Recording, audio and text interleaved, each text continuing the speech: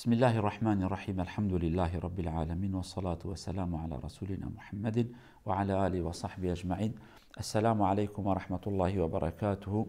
Muhterem Müslümanlar, bugün orucun 7'si. Bugünün sohbetimiz sıla-i rahim. Dün tevbeden bahsettik. Önceki gün zulümden bahsettik. Zulüm etmeyeceksin, Allah'a döneceksin. Allah'a dönme yollarından birisi de akraba ilişkilerin güzel olması ki tevbemiz kabul olsun. Akraba ilişkisi kötü olan bir insan nasıl tevbe eder ki daha ilişkileri düzeltmemiş? Tevbe ettiği zaman demek ki bu ilişkiyi düzeltmiştir. Değerli kardeşlerim, bu ay cennetin kapıları açılan bir aydır. Cehennem kapıları da kapanmış. Yani açık olan bir kapıdan içeri gir de kapalı olan bir kapıyı açmaya zorlama. Kapalıdır zaten. Yani Cenab-ı Allah bizden ona dönmesini, iyilik yapmamızı, cennete rahatlıkla girmemizi emreder. Cennete girme yollarından birisi iyi bir akraba ilişkisine sahip olmaktır. Bu sıla-i rahim İslamiyet'te önemli olan bir mesele. Sıla-i rahim demek yani akrabalık bağını iyi tutmak, yani hayatı cennete çevirmek. Beraber güzel bir şekilde hayatı sürdürmek. O anlamıdır. Başka değil. Yani sıla-i rahim savaş değil. Sıla-i rahim fakirlik değil.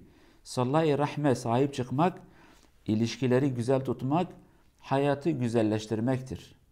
Bugün biz birçok yöneticiden, idareciden şikayetçiyiz. Efendimiz'i idare etmiyorlar güzel bir şekilde. Haksızlık vardır. Fakat en büyük haksızlık elimize fazla bir güç girmeden, fazla bir güç sahibi olmadan biz kendi akrabalarımıza bazen kardeş kardeşe zulüm ve haksızlık eder. Sıla-i rahim işte o akraba, yakın veya da uzak. Onlarla iyi geçinmek, onlarla iyi bir geleceğe adım atmaktır. Sıkıntıları azalmak. Cenab-ı Allah emir etmiş. وَآتِ ذَا الْقُرْبَ حَقَّ Akrabanın hakkını ver. Akraba hakkı ona Ramazan ayında zekat ve fıtrayı vermek değil. Akrabalık hakkı güzel konuşmak, selam vermek, hal hatır sormak, darda olduğu zaman yanında olmak, sevindiği zaman onunla beraber o sevinci paylaşmaktır. Sıkıntısı olduğu zaman dinle onun sıkıntısını ve ona yardım edebileceğini sun. Ben şunu yardım edebilirim. Değerli cemaat, bizim bu zamanlarda büyük sıkıntılarımızdan birisi bu akraba ilişkilerin kötü olması. Biz akrabalar birbirlerimize dünyayı zindan etmişiz. İyi bir ilişkimiz yok. Kavga, cinayetler ve sorunlar.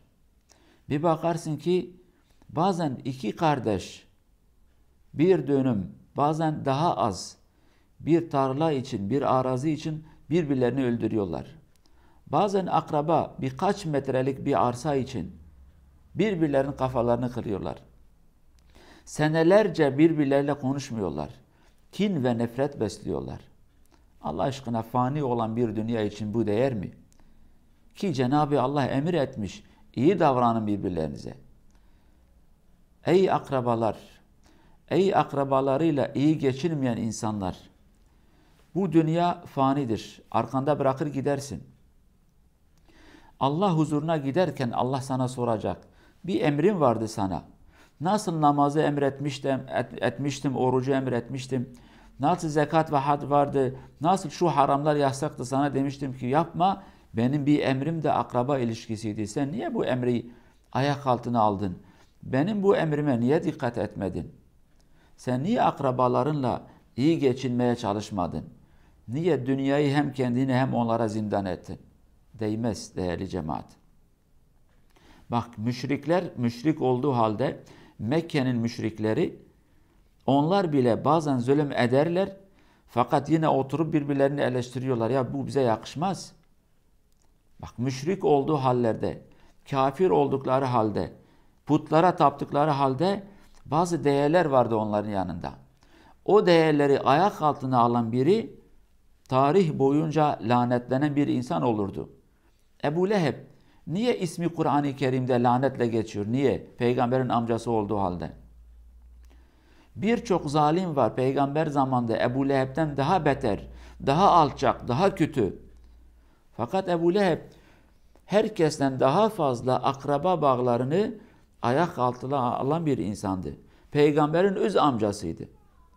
Öz amca eğer bu kadar alçak ve kötü ise tabii ki lanetlenmeyi hak eder. Bak Ebu Cehil isim olarak Kur'an'da geçmez. Diğer kafirler isim olarak Kur'an-ı Kerim'de geçmezler. Ama Ebu Leheb ve hanımı Kur'an-ı Kerim'de geçiyorlar.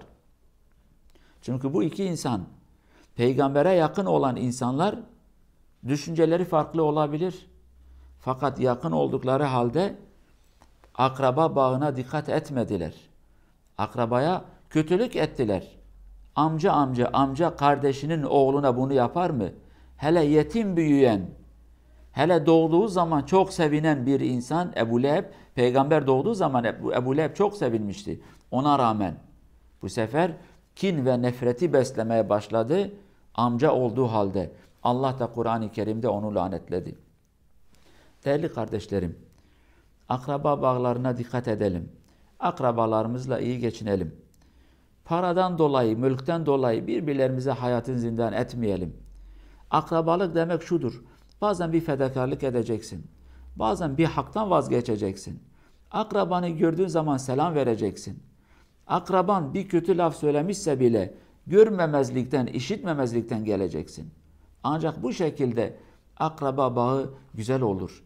Ancak o şekilde kıyamet gününde Yüce Allah'ın mahkemesine çıkarken Allah'ım senin hatırın için, senin o yüce kitabının hatırı için, bize indirdiğin emirden dolayı yanlış yapan, kötü davranan, bana iyilik yapmayan akrabaya da ben iyi davrandım. Hatırın için. Senin rızanı elde etmek için. O zaman ahirette biz onun karşılığını göreceğiz. Değerli kardeşlerim, bu dünyada akrabalarıyla iyi geçinmeye çalışan, onların hatalarını görmemezlikten gelen, yanlış sözlerini işitmemezlikten gelen bir insan dünyada onun hayrını, bereketini görecek. Yeter ki Allah rızası için yapalım. Ey akrabalar, ey kötülük yapan akrabalar. Demeyin ki ben kötülük yapacağım, o da karşısında benim karşımda iyilik yapsın. O değil. Onun o iyiliği senin o yanlışını düzeltmez. O iyilik onadır, senin yanlışın sanadır. Sen yapma. İyi olan sen ol. Meşhur bir laf var. Akıllı olup da milletin derdimi dinleyeceğime deli olacağım, millet benim derdimi dinlesin. Bu yanlış olan bir düşünce.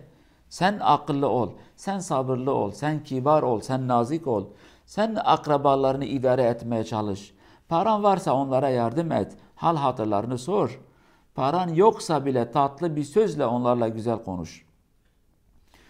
Bu ayın hayrı ve bereketini almak istiyorsak yapmamız gereken davranışlardan birisi küs olduğumuz, yani böyle zar zor selam verdiğimiz akrabalarla ilişkileri düzeltmek. Gidin selamun aleyküm, ben sana geldim, aramızda tatsız bir şey olmuştu.